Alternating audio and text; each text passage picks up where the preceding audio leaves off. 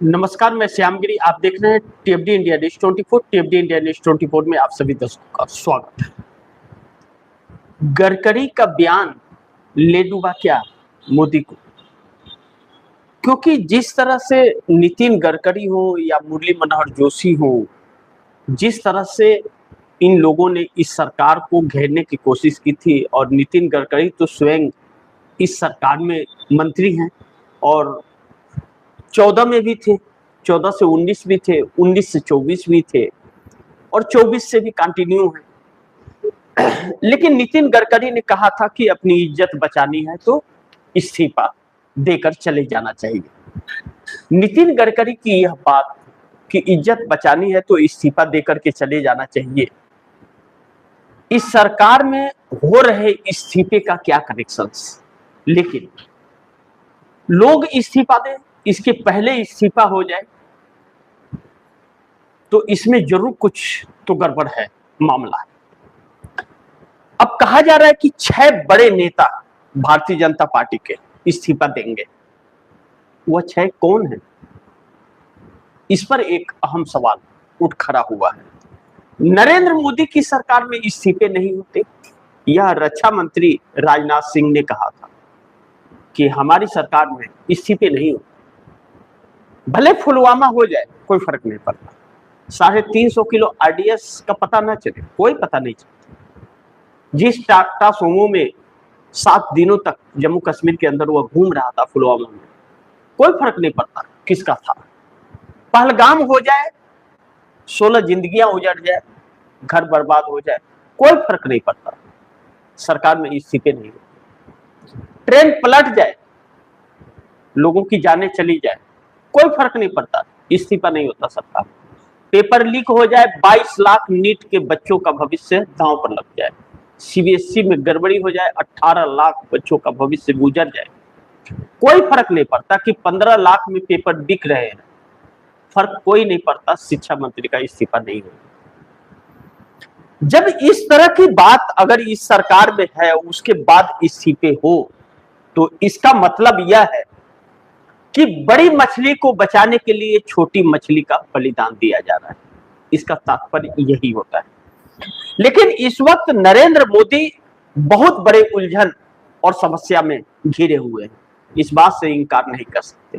नितिन गडकरी जैसे लोग सरकार में रह करके भी मोदी के साथ नहीं है। आप दर्शकों ने देखा, 14 के बाद कभी भी नितिन गडकरी ने हाथ नहीं जोड़े और ना तो ताली बजाई है नरेंद्र मोदी को लेकर के, और नरेंद्र मोदी के सभा में आने के बाद वह अपनी चेयर छोड़ के उठते तक नहीं है। यह सारी चीजें नरेंद्र मोदी को कचोटती है। सोचिए, जो नरेंद्र मोदी की काली नजर किसी पर पड़ जाए उसको तहस नहस बर्बाद कर देते हो। आज से नहीं, नई बात नहीं, मुख्यमंत्री रहते हुए भी उन्होंने संजय जोशी की जिंदगी बर्बाद कर दी, राजनीतिक कैरियर को तबाह कर दिया। जबकि संजय जोशी आरएसएस को वह चेहरा थे जो नरेंद्र मोदी को सीएम की कुर्सी तक बैठाए थे, लेकिन जो उस शख्स को नहीं छोड़ा, जो लाल कृष्ण आडवाणी के वजह से इनकी सीएम की कुर्सी बच गई, नहीं तो अटल बिहारी वाजपेयी कुर्सी से हटा दिए होते। राजधर्म की बात कहे अटल बिहारी वाजपेयी, तो नरेंद्र मोदी ने कहा उस वक्त उत्तराखंड के वक्त वही तो निभा रहा हूं। अटल बिहारी वाजपेयी समझ नहीं पाए कि इनका राजधर्म का परिभाषा क्या है। आज समझ आया, देश को समझ भी आया तो कि परिभाषा क्या है। ऐसे में अगर 6 इस्तीफे हो रहे हैं तो यह साफ होता है कि बड़ी मछली को बचाने के लिए छोटी मछली कैद की जा रही है। इन 6 संभावित नामों में कौन होगा यह आने वाला वक्त बताएगा, लेकिन बड़े बड़े नाम हैं जो नरेंद्र मोदी से सुहा नहीं रहे। लेकिन कुछ ऐसे हैं जिन्हें नरेंद्र मोदी ने ही नियुक्त किया था रिमोट के तौर पर। वसुंधरा राज सिंधिया जैसे लोगों को हटा करके मोहन यादव हो, चाहे भजन लाल हो राजस्थान के, चाहे नायब सिंह सैनी हो, ऐसे लोगों को सीएम बनाया गया। योगी आदित्यनाथ इसमें एक चुनौती देते हुए नजर आए, जो 403 विधानसभा सीट, 25 करोड़ की आबादी वाले उत्तर प्रदेश का सीएम। कहते हैं कि उत्तर प्रदेश से होकर दिल्ली का रास्ता गुजरता है, नरेंद्र मोदी को डर इस बात का है कि अगर योगी आदित्यनाथ रह गए तो 29 की राह कहीं कठिन न हो जाए। इसके लिए योगी आदित्यनाथ भी प्राथमिकता में है कुर्सी से हटाने की। लेकिन एसआईटी की रिपोर्ट योगी आदित्यनाथ के पास, जो राम मंदिर में 200 करोड़ की चोरी हुई, चांदी गहने की चोरी हुई है, उसकी एसआईटी की रिपोर्ट योगी आदित्यनाथ के पास है। भले वह रिपोर्ट गृह मंत्री अमित शाह के पास जाने वाली है, जा रही है, फैसला उन्हें ही करना है कि क्या करना है नहीं करना है, लेकिन एफआईआर नहीं हो रहा है और योगी आदित्यनाथ की नजरें घूमी तो एफआईआर भी होगा और जेल भी होगा। ऐसे में नरेंद्र मोदी को थोड़ी संकट तो है, लेकिन फिर भी योगी को बख्शेंगे क्योंकि योगी उनके रास्ते का रोड़ा बन सकते हैं 2029 में।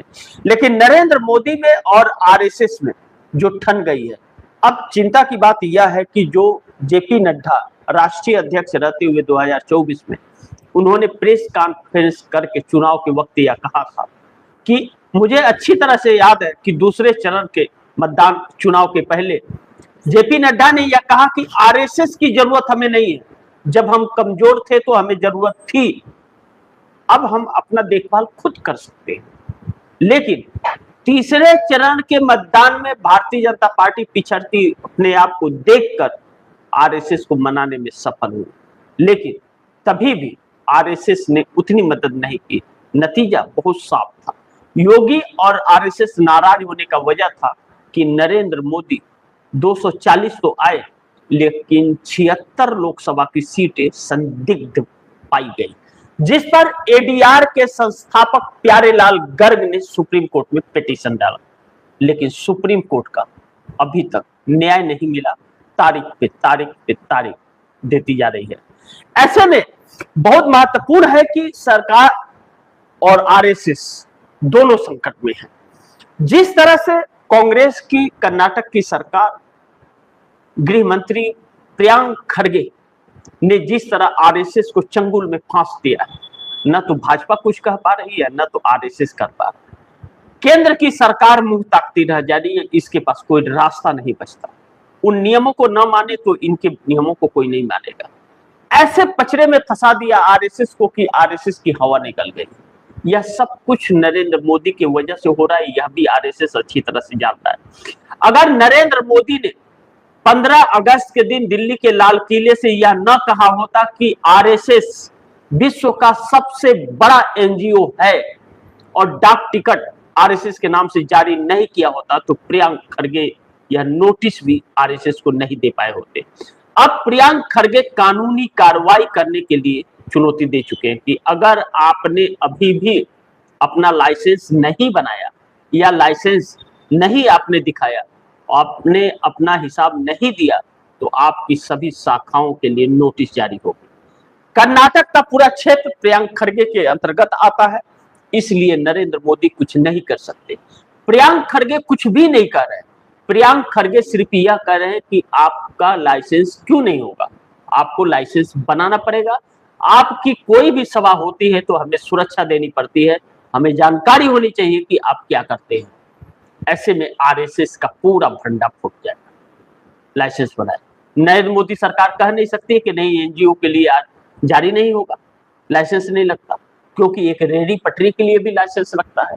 ऐसे में एक राजनीतिक संगठन आरएसएस है, इस बात की भी पुष्टि होती है। सरकार के हर कार्यों में हस्तक्षेप है, इस बात की भी पुष्टि होती है। यहां तक कि शिक्षा मंत्री धर्मेंद्र प्रधान भी आरएसएस के ही है, इसकी भी पुष्टि होती है। और जब सब जगह आप हो और लाइसेंस आपके नहीं है तो आपके लिए संकट है। ऐसे में मोदी के खिलाफ बगावत हो गया, क्योंकि मोदी की वजह से आरएसएस के वह बातें निकल के बाहर आने लगी हैं और वह विरोध होने लगा है जो बरसों से छिपी हुई थी। वह बातें आज की जनरेशन के लोग जो नहीं जानते थे, वह भी अब आरएसएस में इंटरेस्ट दिखाने लगे हैं कि आखिर क्यों नहीं। अब देश कह रहा है कि आरएसएस को लाइसेंस क्यों नहीं जरूरी है, इस बात का कोई जवाब नहीं है। ऐसे में देखना यह होगा कि जो बगावत आरएसएस में छिड़ी है और भारतीय जनता पार्टी में छिड़ी है, अब भारतीय जनता पार्टी आरएसएस के खेल को उजागर कर रही है, भ्रष्टाचार को, और आरएसएस नरेंद्र मोदी के भ्रष्टाचार को उजागर कर रहा है। दोनों के बीच में विपक्ष का ही फायदा है। विपक्ष में कोई बचा नहीं। कांग्रेस है 100 लोकसभा सीटों के साथ पार्लियामेंट के अंदर। इंडिया गठबंधन के 48 सांसदों को तोड़ दिया गया है और समाजवादी पार्टी के 25 से 26 सांसदों को तोड़ने की तैयारी है। ऐसे में नरेंद्र मोदी 362 का आंकड़ा लोकसभा के अंदर लाना चाहते हैं। यह 362 आने का मतलब है कि डिलिमिटेशन और वन नेशन वन इलेक्शन की तरफ यह सरकार बढ़ रही है। डिलिमिटेशन और वन नेशन वन इलेक्शन को लेकर के संविधान संशोधन अगर हो गया और बिल पास हो गया तो फिर इस देश में अगला कोई भी चुनाव नहीं होगा, यह तय माना जा रहा है। ऐसे में कांग्रेस 85 शहरों में 85 शहरों में एक साथ सड़क पर उतरने जेएनजी के साथ जा रही है, जो सरकार की नीति को उड़ाता है। लेकिन डिलिमिटेशन जो डीएमके के सपोर्ट के बगैर नहीं हो सकता, भारतीय जनता पार्टी नहीं कर सकती, और डीएमके ने अपना सेटिंग कर लिया है भारतीय जनता पार्टी से, तो साउथ में डीएमके का पत्ता साफ भी हो सकता है, डीएमके का जीना हराम हो सकता है। इस बात से भी इंकार नहीं कर सकते। चुनौती हर तरफ से है। नरेंद्र मोदी बीच संकट में फंसे हुए हैं, रास्ते हर तरफ के ब्लॉक है, आगे कुआं और पीछे खाई है। देखना है कैसे बचते हैं। लेकिन ऐसे में दो अहम सवाल है जिस पर हम लोग को चर्चा करना बहुत जरूरी है। नंबर एक, 6 बड़े कौन नेता हैं जिनका इस्तीफा लेकर सच्चाई देश से छुपाने की कोशिश हो रही है। अब आप दर्शक यह देखिए, अभी हाल ही के दिनों में लखनऊ के अंदर एक कोचिंग सेंटर में हादसा हुआ। सरकारी आंकड़ों के अनुसार 14 बच्चों की जान गई। यह सरकार की समस्या थी। उस बिल्डिंग को बनाने के लिए वो इंजीनियर्स या नगर निगम वाले ने जो नक्शा पास किया, क्या उन्होंने सारी चीजें देख करके पास की? कुछ भी नहीं, सरकार की गलतियों के कारण। लेकिन योगी आदित्यनाथ तो योगी आदित्यनाथ ठहरे, घमंड तो होगा ही, क्योंकि गोरखनाथ पीठ के महंत फ्री में बन गए। बाबा महंत अवैधनाथ ने उत्तराधिकारी बनाया था, यह नहीं सोचा था कि योगी आदित्यनाथ ऐसे निकलेंगे जैसे निकल गए। संत का मतलब क्रूरता नहीं, संत का मतलब शांत होता है। लेकिन योगी आदित्यनाथ तो सीएम बनने के बाद क्रूरता को अपना लिया, उन्होंने उसी को अपना गहना बना लिया। फेक एनकाउंटर से लेकर के लोगों के घरों पर बुलडोजर चलाना। संत किसी को उजाड़ता नहीं बल्कि शांत रहने का उपदेश देता है, वही संत लोगों को उजाड़ना शुरू कर दिया। सुप्रीम कोर्ट के आदेश के बावजूद भी बुलडोजर रुका नहीं, और योगी आदित्यनाथ के बुलडोजर का मॉडल पूरे देश में भारतीय जनता पार्टी चलाने लगी। करोड़ों लोग बेघर होते गए, लेकिन योगी आदित्यनाथ को फर्क नहीं पड़ा। हर राज्य के अंदर बुलडोजर का प्रचार होने लगा और बुलडोजर पर चल करके भारतीय जनता पार्टी के नेता आतंक मचाने लगे। लेकिन कहते हैं ना कि सबका वक्त आता है, और समय अगर बुरा चल रहा हो तो ऊंट पे बैठे व्यक्ति को भी कुत्ता काट लेता है। इस समय योगी का भी यही हाल है और मोदी का भी यही हाल है। अब योगी के राज में राम मंदिर में चोरी हो गई। एक संत बैठा है कुर्सी पर, अपने आप को हिंदू कहता है और उसी 10 साल से मुख्यमंत्री है, और उसके राज में हिंदू खतरे में है। इससे बड़ी चिंता की बात क्या हो सकती है? इसके पहले तो ऐसा नहीं था। और राम मंदिर के अंदर 200 करोड़ रुपए की चढ़ावे की चोरी हो जाए, जो मंदिर का रहनुमा बन रहे हैं, जो धर्म का रहनुमा बन रहे हैं, जो हिंदू के ठेकेदार बन रहे हैं, उन्हें के देख रेख में मंदिर में 200 करोड़ की चोरी और 100 किलो से अधिक की चांदी चोरी, यह तो बड़ी चिंता की बात है। लेकिन यह संख्या बहुत काफी बढ़ रही है। एसआईटी की टीम गठित होती है, आरएसएस के संपत राय वहां बैठे हुए हैं, चोरी का पूरा इल्जाम है, अभी भी वहीं पे विराजमान है। ऐसे में योगी आदित्यनाथ ने एक एफआईआर क्यों नहीं कराया? सवाल यही उठ खड़ा हुआ है कि योगी आदित्यनाथ ने क्यों नहीं कराया? बच्चों के साथ जो घटना घटी उस पर उनके परिवारजनों से मिल करके और कहते हैं कि भाषण सुनने नहीं आया हूं, तो किस लिए गए Yogi Adityanath? What is this reason? एक मुख्यमंत्री जाकर के ऐसी बात करेगा? भारतीय जनता पार्टी की सत्ता है तो बहुत ही समझिए इस देश को। अब ऐसे में वही वोटर जो इस सरकार को वोट देते हैं, जो हिंदू अपने आप को कहते हैं, वही कह रहे हैं कि जो चढ़ावे की चोरी कर सकता है वह देश को क्यों नहीं लूट सकता। इस सरकार के पास कोई भी बचने का रास्ता नहीं। कह रहे कि हम अब वोट नहीं देंगे, यानी कि बेस वोट इस सरकार की खसक रहे हैं। ऐसे में वह पूरा मामला चढ़ा करके योगी आदित्यनाथ का इस्तीफा लेने की कोशिश की जा रही है, जबकि हकीकत यह है कि वहां से चंदा चोरी का पैसा गोरखनाथ नहीं गया है, योगी के खाते में भी नहीं गया है, वहां से पैसा नागपुर से लेकर दिल्ली तक बटा। और एसआईटी की टीम कह रही है कि उन्हें एफआईआर दर्ज करके और इसकी जांच करनी चाहिए। एफआईआर दर्ज हुआ तो बहुत लंबे लंबे तार जुड़ेंगे, इससे लखनऊ से लेकर गुजरात तक के तार जुड़ेंगे। हर कोई परेशान है, बड़ी मछली फंस न जाए इसके लिए छोटी मछली को दांव पे लगा दो। लेकिन योगी आदित्यनाथ भी जानते हैं कि सीएम की कुर्सी उनकी गई तो उनके लिए भी बहुत बड़ा संकट होगा। ऐसे में फंसा हुआ तो मामला है, कौन किसको कब निपट देगा यह कुछ पता नहीं चल रहा है।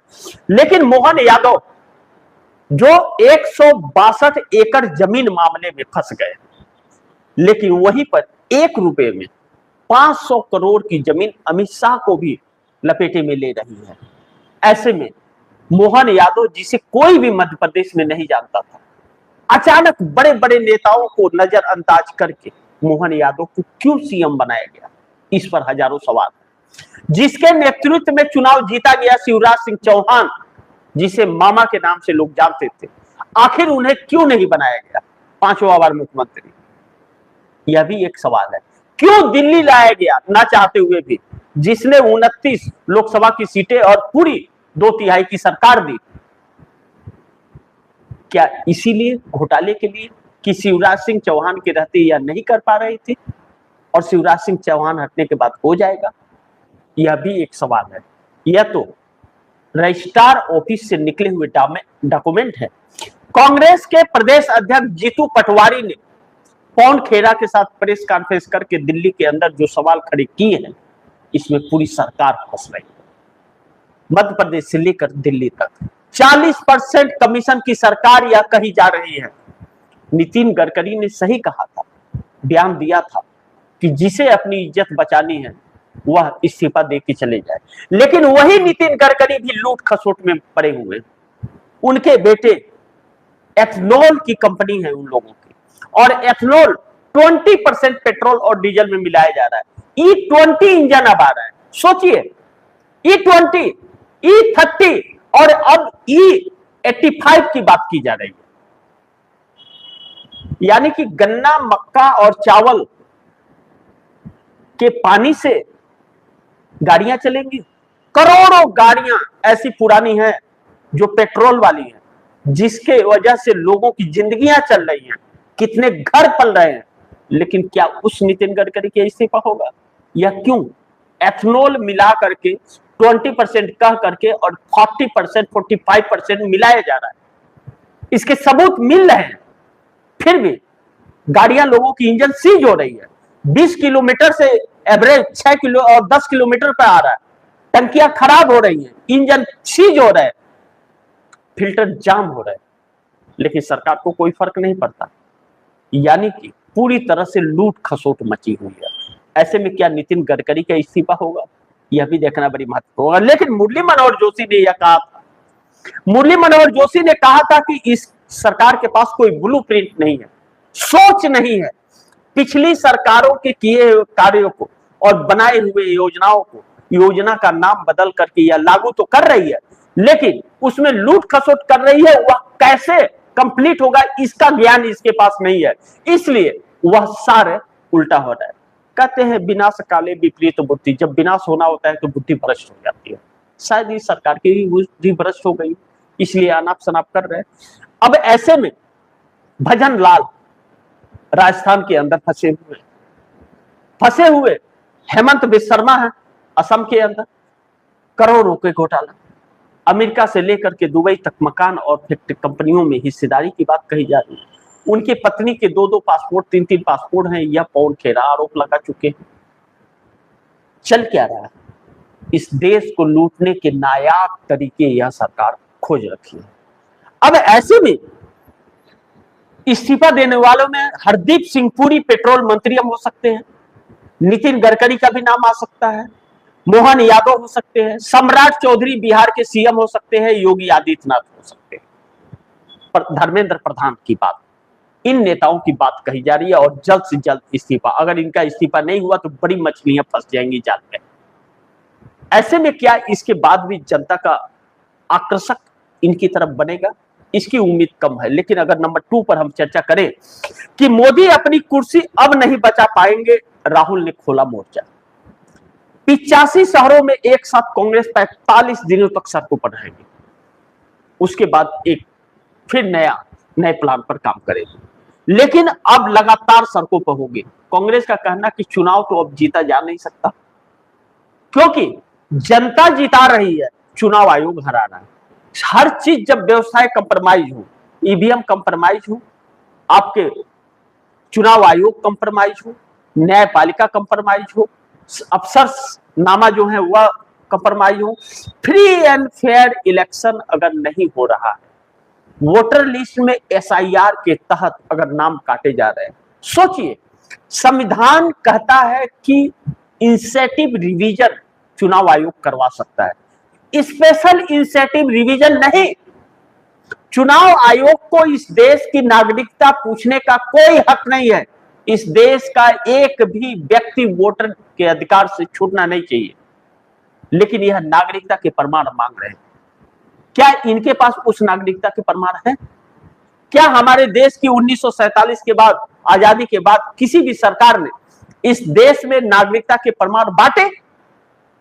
डॉक्यूमेंट पैन कार्ड, आधार कार्ड, वोटर कार्ड, इन्हीं के आधार पर हर डॉक्यूमेंट बनते हैं, इन्हीं के आधार पर बैंकों में खाते भी खुलते हैं, इन्हीं के आधार पर आय प्रमाण पत्र भी बनता है, इनकम टैक्स रिटर्न भी फाइल होती है। इनकम टैक्स लेने के लिए तो बाकी डॉक्यूमेंट नहीं मांगते, तब तो आपको पैन कार्ड चाहिए, लेकिन वोट डालने के लिए आपको इतने डॉक्यूमेंट चाहिए कि दादा दादी, नाना नानी, मामा मामी सबका चाहिए डॉक्यूमेंट आपको।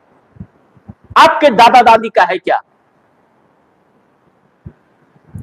यह सवाल लोगों को कचोट रहे हैं, क्योंकि करोड़ों लोग वंचित हो रहे हैं अपने अधिकार से और सरकार मस्त है अपने काम में।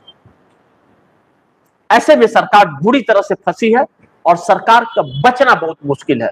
48 सांसदों को तोड़ करके भी इंडिया गठबंधन की यह सरकार अपने आप को संकट में फंसी हुई पा रही है। भारतीय जनता पार्टी के अंदर ही नरेंद्र मोदी और अमित शाह को लेकर के बगावत है।